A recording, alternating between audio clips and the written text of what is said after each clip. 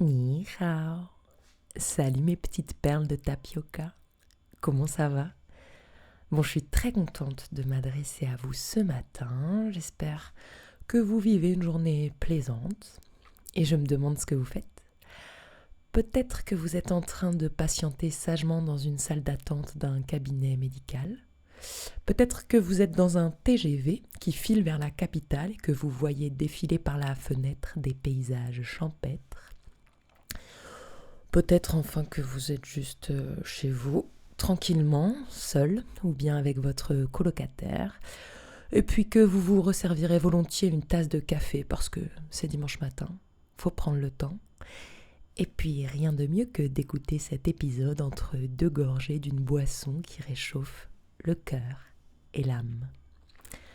Pour ma part, je suis assise à ma petite table blanche dans notre sombre bureau pékinois. Nous sommes le dimanche 30 mars, Antoine est revenu et je vais vous partager le fil de ces derniers jours en 3 mots-clés. Le premier, c'est sport d'équipe, le second, c'est visite officielle et le troisième, c'est fine fleur. Sport d'équipe, car cette semaine, notre classe a vécu une session team building sportive sur l'impulsion de 2 Françaises.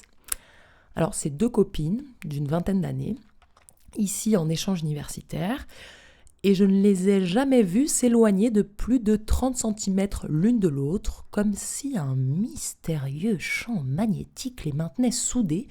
Je les appellerai donc les sœurs siamoises. Grâce aux sœurs siamoises, une bonne partie de la classe s'est retrouvée sur un terrain de badminton, puis sur un terrain de volley, et franchement, on a bien rigolé.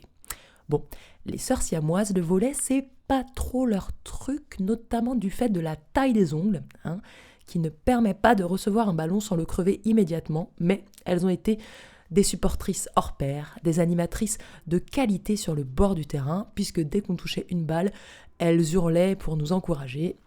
Et ça nous a fait beaucoup rire. Bon, on a passé un bon moment. Petit aparté sur la réservation des terrains de badminton, qui est un sport en soi à l'université. Sur le campus, il y a des espaces sportifs en tout genre. Foot, basket, volley, ping-pong. Et quand je me balade dans la lumière de fin d'après-midi, ça transpire fort. Il y a notamment un gymnase avec 6 terrains de badminton et c'est très peu compte tenu du nombre d'étudiants à la fac. Il faut réserver 3 jours en avance et il y a 2 solutions. Soit tu réserves en ligne, et là, il faut avoir un pouce très très vif, soit tu te pointes à 8h le matin en personne.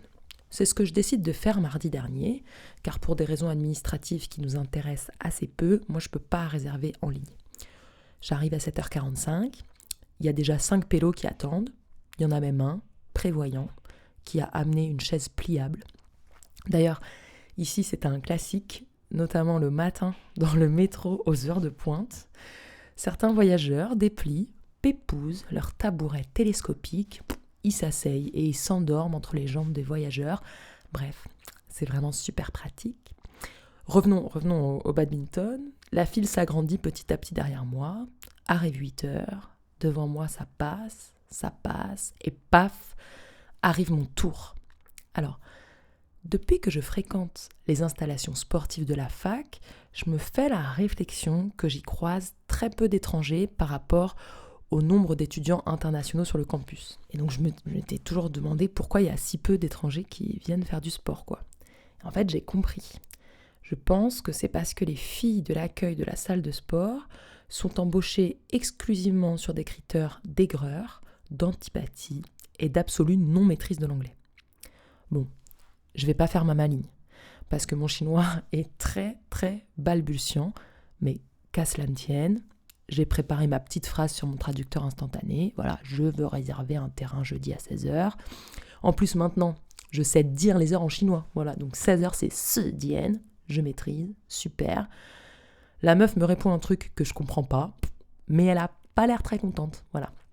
En plus, elle me regarde pas dans les yeux. Alors, ici, il me semble que c'est un rapport respectueux, mais moi, ça me fait un effet très déstabilisant.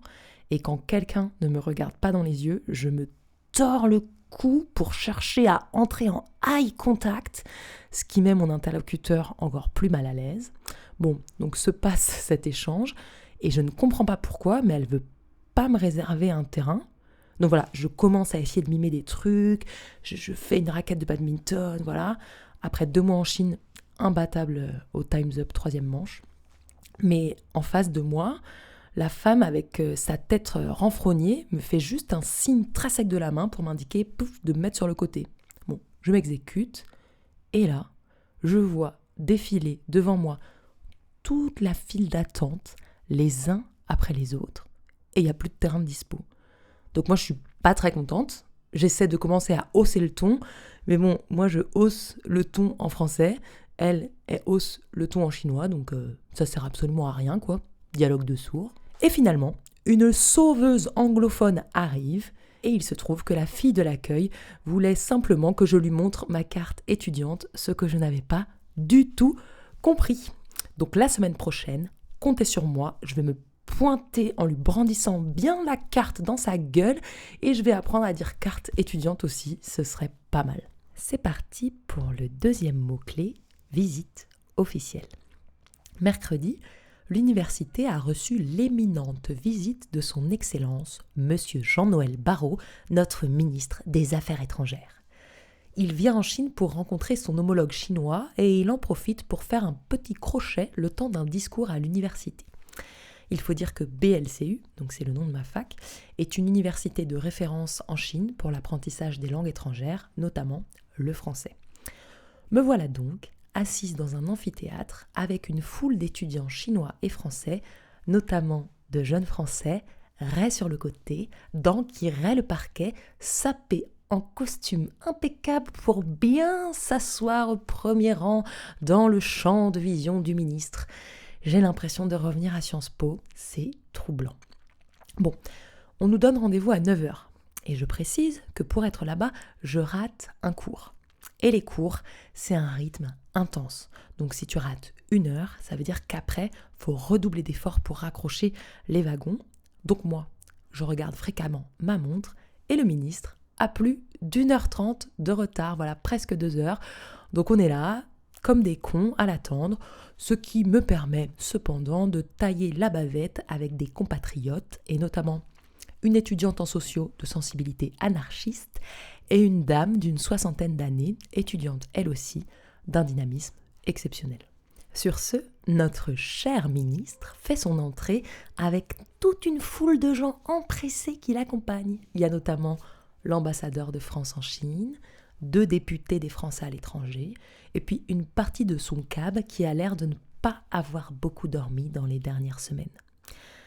Tout ce qui se joue autour de la représentation du pouvoir, c'est quand même quelque chose. Alors, on avait tous posé devant nous de petits drapeaux français et chinois et on nous avait demandé de les agiter avec ferveur lorsque le ministre entrait. Alors, cela donne une scène assez surréaliste où toute la salle est assommée par l'attente et se met à agiter les drapeaux, mais en même temps dans le plus grand des silences. Donc, on entend juste le frottement aérien de la pellicule plastique et c'est un grand moment d'ASMR. Le ministre s'installe à un pupitre recouvert d'une imposante couronne de fleurs. J'ai l'impression d'être à l'enterrement de mon grand-père. Bon, ce n'est pas un très très grand orateur, notre ministre. Il déroule le discours qu'on lui a écrit en 3 parties. Première partie, l'importance du multilatéralisme. Il insiste sur le fait que la Chine est un pays qui doit avoir comme seule boussole la justice et le droit, comme la France, pour s'élever du bon côté des nations face aux peuples agresseurs et brutaux. Deuxième partie, les échanges linguistiques et humains. Là, franchement, je peux pas vous dire grand-chose parce que j'ai décroché. Je me souviens vaguement qu'il a cité le père Dan Cheng, poète chinois membre de l'Académie française. Et troisième partie, les enjeux globaux, le changement climatique en fait, et les efforts de la Chine pour s'allier à l'Europe dans la lutte contre le réchauffement de notre planète. Et là, j'étais vraiment, vraiment gênée parce que l'anarchiste à côté de moi riait de manière ostensible. Moment intéressant quand, après le discours, un étudiant chinois se lève pour poser une question en chinois.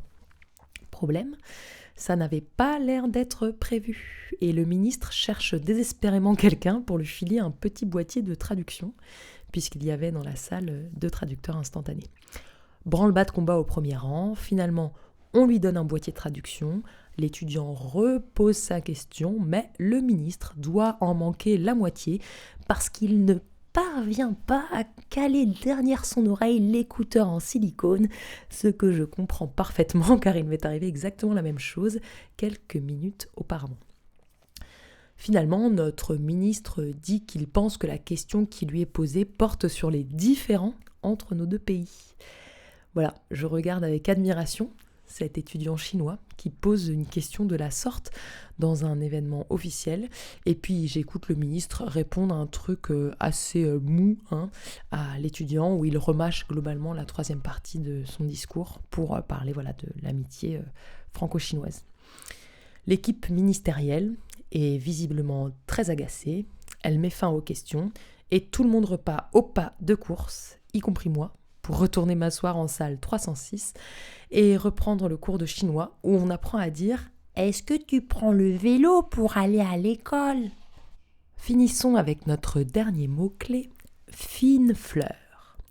Malgré des journées encore un peu froides, le printemps commence à éclater à Pékin. Alors nous, on a souvent le cliché des cerisiers en fleurs au Japon, mais sachez que Pékin n'est pas en reste et les parcs sont pleins d'arbustes couverts de fleurs roses, jaunes, magnolias, cerisiers, pruniers. Bref, les auditeurs réguliers commencent à connaître mon amour pour les parcs et je ne m'étendrai pas là-dessus. Mais ce qui est beau à observer, au-delà des fleurs, c'est les Chinois eux-mêmes qui apparemment adorent les fleurs et sortent en masse pour les prendre en photo avec l'arrivée des beaux jours. Ils ont des objectifs photos qui sont dignes d'un reportage animalier avec des lentilles énormes, couleur camouflage. On dirait que c'est un photographe qui part en montagne, dans la neige, prendre une photo du lynx, mais non, il est juste accroupi au pied d'un arbre, dans un parc en ville, en train de zoomer sur un fragile pétale de fleurs. Et il n'est pas le seul, puisqu'il y a 2 ou 3 autres photographes au pied du même arbre sauvage. Et ça, c'est une image qui m'a fait bien rire. Bon, sur ce, je vous laisse. On va aller acheter une chemise à Antoine qui a une présentation au travail mardi. Après, j'irai sûrement faire le plein de BD à l'Institut français et pourquoi pas un peu de cerf-volant. Voilà, je vous souhaite de continuer votre journée avec un vent favorable et vous dis à tout bientôt. Merci de m'avoir écouté. 再见